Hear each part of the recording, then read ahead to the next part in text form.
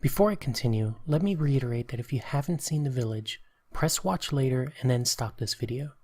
You really need to see the movie before I go on, because some of the plot developments and major twists will be discussed in this section. With that out of the way, let's continue. The basic premise of The Village is explained by the end of the movie. A group of survivors of crime band together to start a society that would serve as a haven from crime.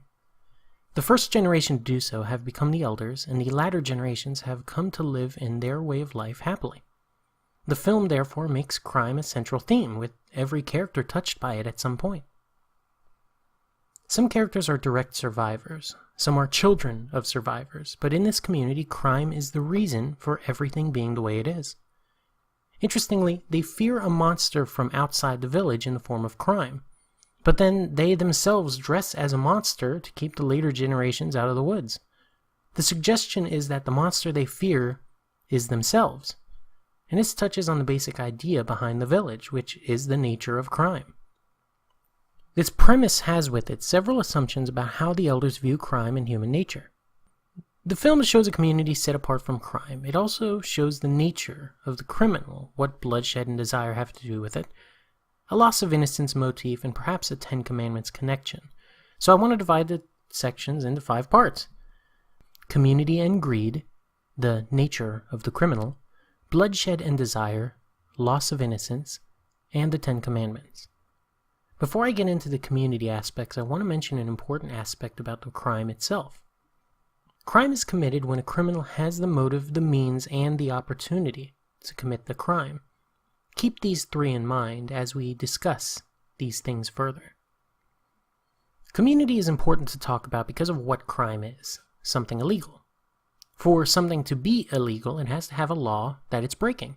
And while we don't quite understand the formal laws of the community the elders have set up, we can all tell unspoken laws exist.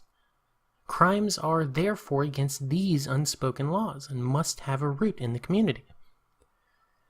The elders seem to have designed the village to confront 2 main things, a loss of community and greed. In terms of community, their attempts to form a set of rules and governance is consistent with the idea that crime is a violation of moral or legal rules. Thus, having a strongly knit community allows those rules to be known by everyone in the village. Communication occurs quickly, despite a lack of technology, which can be seen in how quick the village knew about Ivy and Lucius's relationship. No one can say they were unaware of the laws when they break them. Speaking of which, the lack of modern technology is also important to talk about.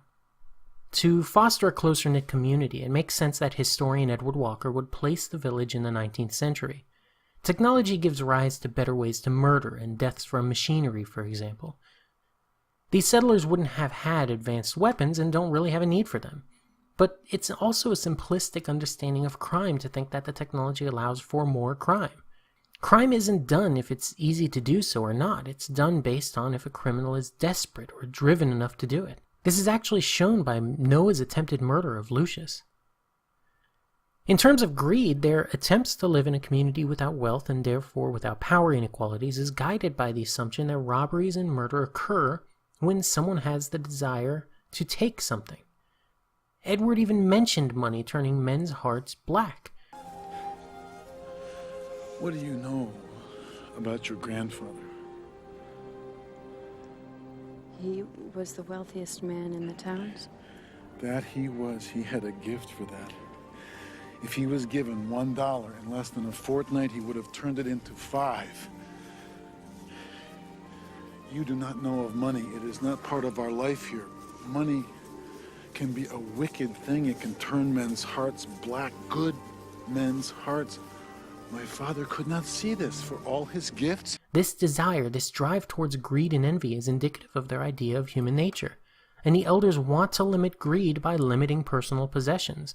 Even meals are shared on a large scale with everyone. With that, let's talk about the criminal. The first crime to have happened in the village, as far as we can tell, is Noah's attempted murder of Lucius. You can argue that petty crimes may have happened, children fighting, or arguments that turn to violence, maybe petty theft, who knows.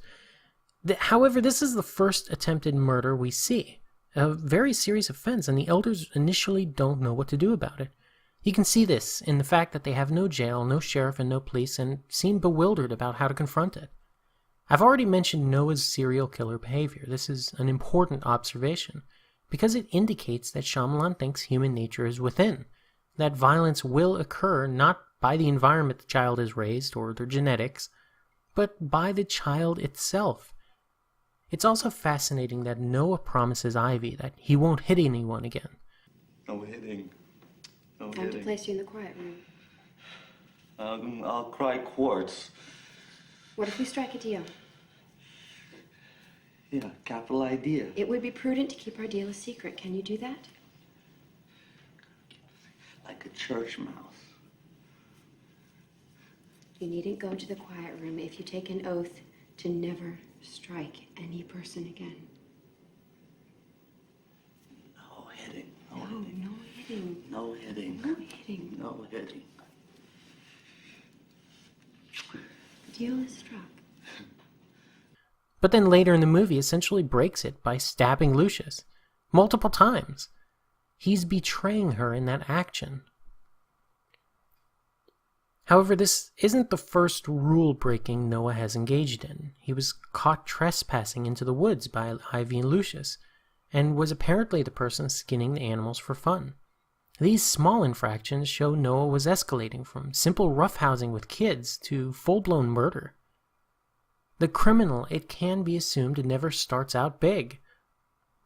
They start with simple, little things and work their way up to murder. It's hardly ever the first thing a person chooses to do. In Noah's case, he obviously had a habit of breaking social norms and simple rules for the community, such as laughing during a time of grief.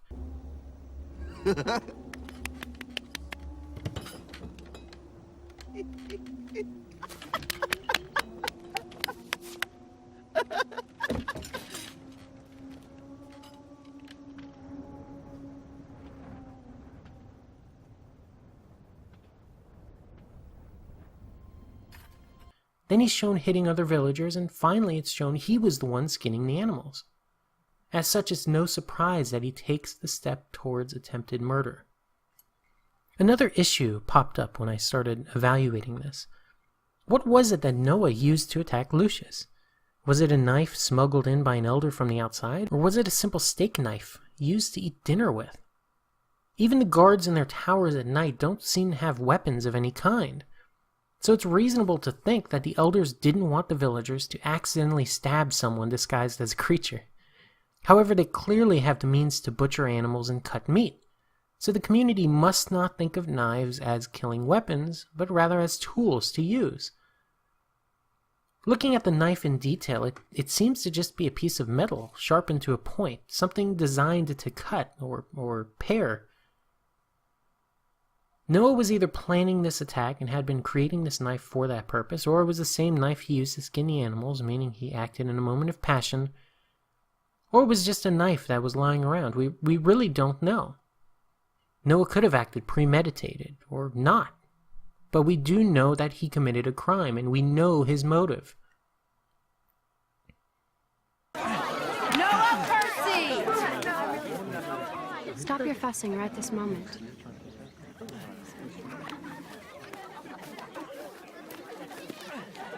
Despite the historical setting, they don't have muskets or rifles, but could have had them in this supposed setting.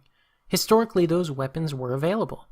The elders made the conscious choice not to provide weapons to their children. The community was already a safe space, they deemed, inside of a closed environment. Why would you need weapons?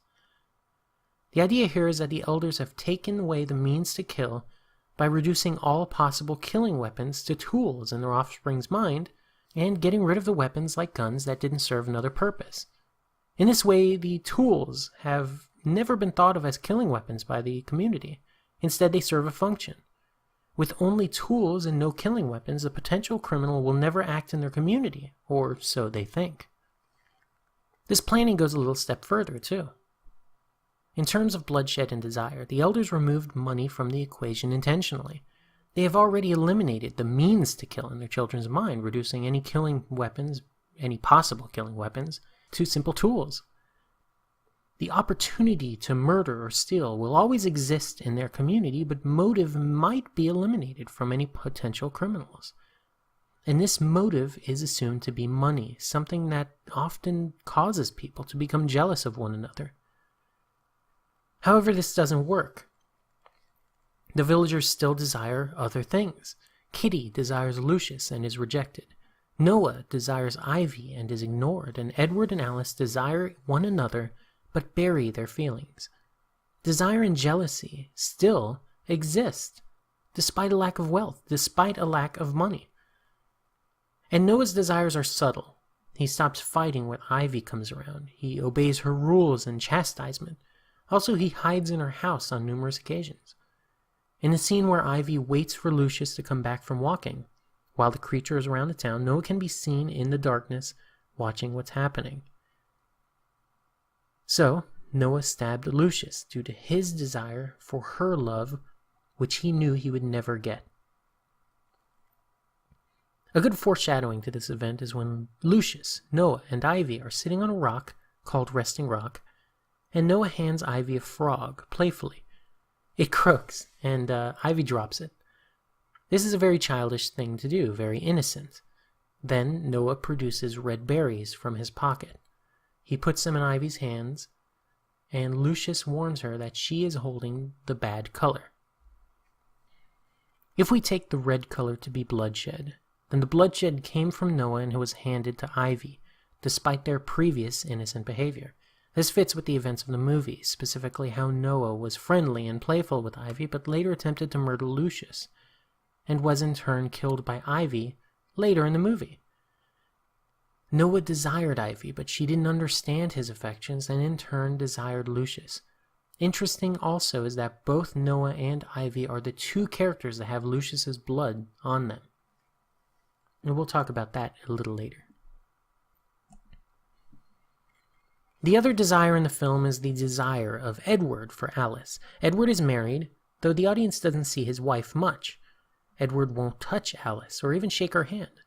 He desires her, and in so doing would have broken a rule of the village and committed adultery, if he had acted on those feelings. This may not be a crime like bloodshed, but the origin of the crime is there, the desire for something. Interesting, too, is the common element of hands noticed in this section. Some characters touch the red berries, others touch red blood.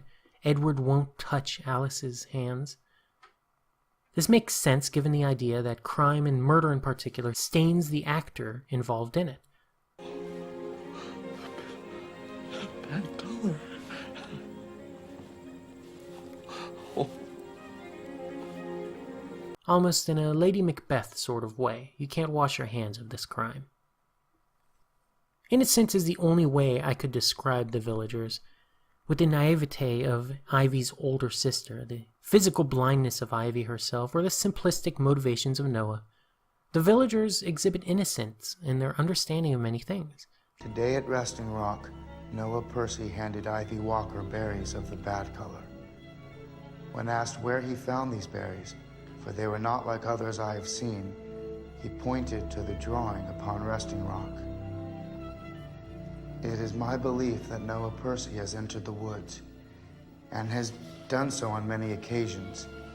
It is also my belief that because of his innocence, those creatures who reside in the woods did not harm him. This strengthens my feeling that they will let me pass if they sense I'm not a threat.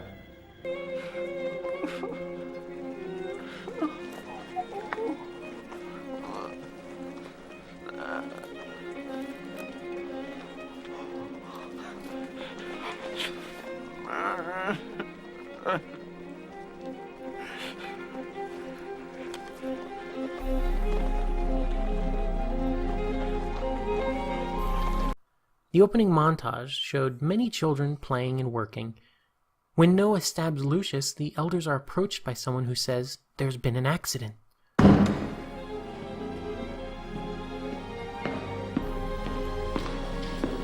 beg your pardon.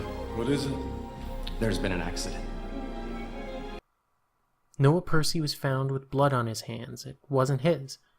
The elders are visibly bothered. They know what murder is. They've had experience with this kind of thing.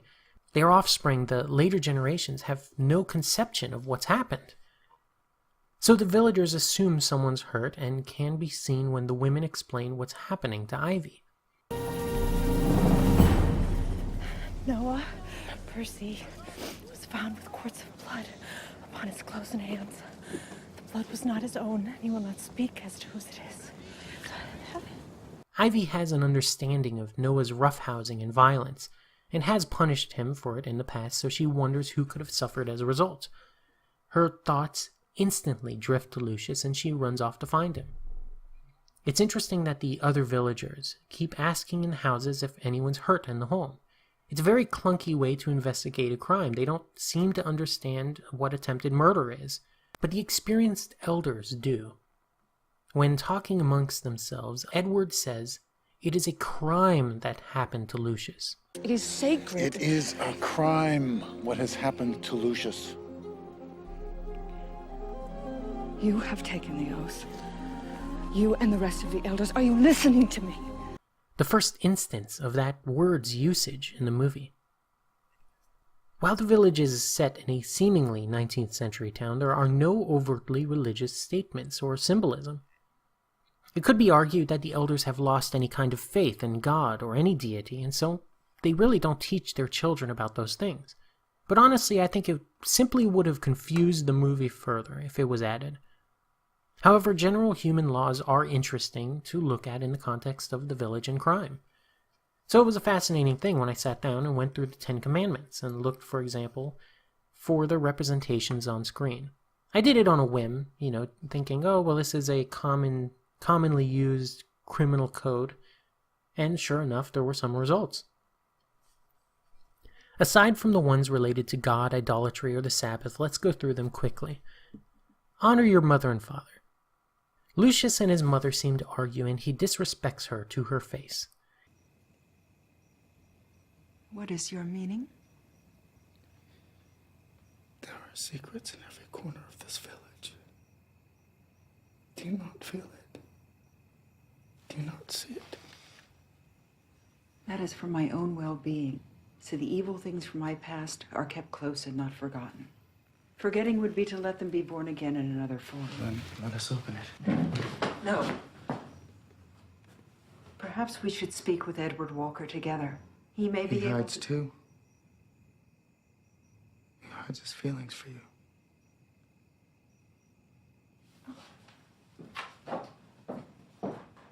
Edward seems to hold his father in contempt for his wealth.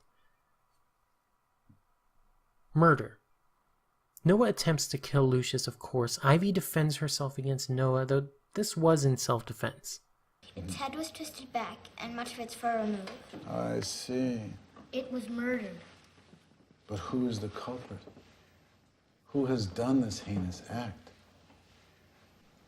Those who don't speak of killed it. There it is. Why would such a notion come into your mind? They're meat eaters. They have large claws. Children, those we don't speak of have not breached our borders for many years. We do not go into their woods. They do not come into our valley. It is a truce. We do not threaten them. Adultery. Obviously, Edward and Alice. They desire one another despite being married. Well, Edward being married. In order to remain a likable and moral character, Edward does not give in to this. I am making fresh cloths for Lucius. He needs them. Alice, I've sent for help.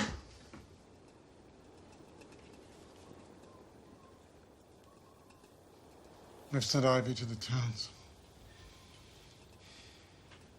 You cannot. It is all that I can give you.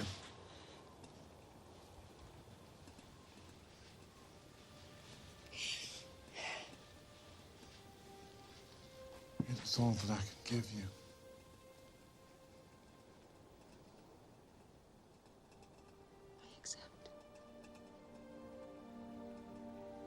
Dishonesty. The elders lie to their children and masquerade as monsters to keep them out of the woods. This is a, quote, noble lie in their eyes, a farce that keeps a society from operating.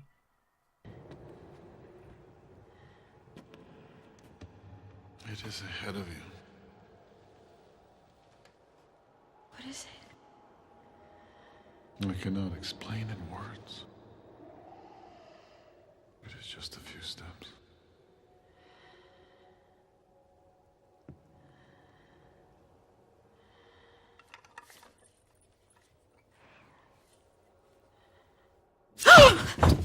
Those we don't speak of! Not be frightened. It is only farce. Do not be frightened.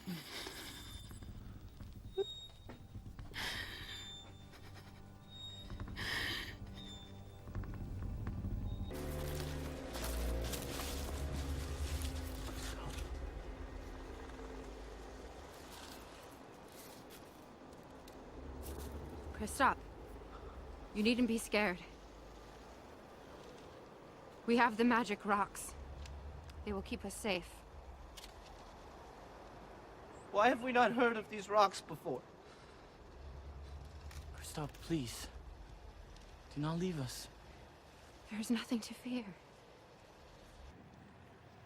You may go. Come with me.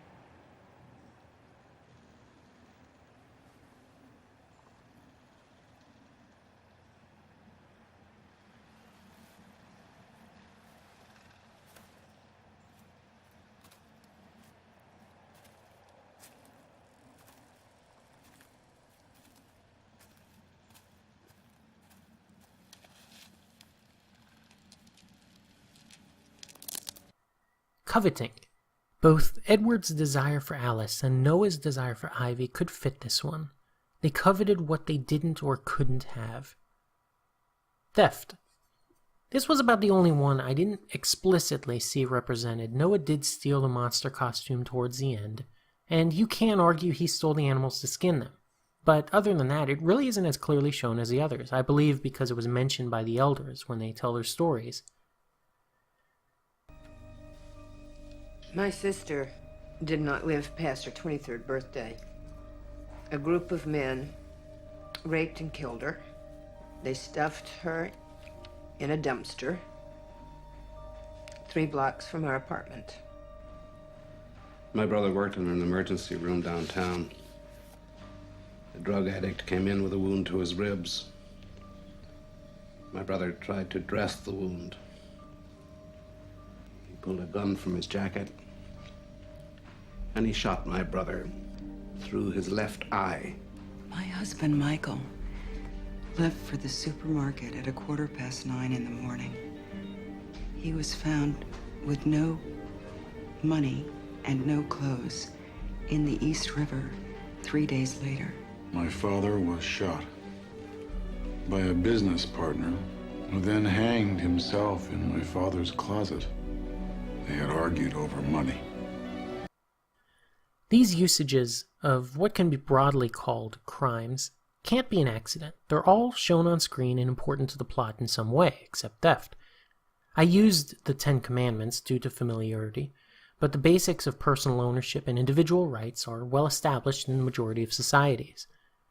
With that, you have the seeming understanding that the villagers broke the basic laws of humanity, despite having no technology or knowledge of crime.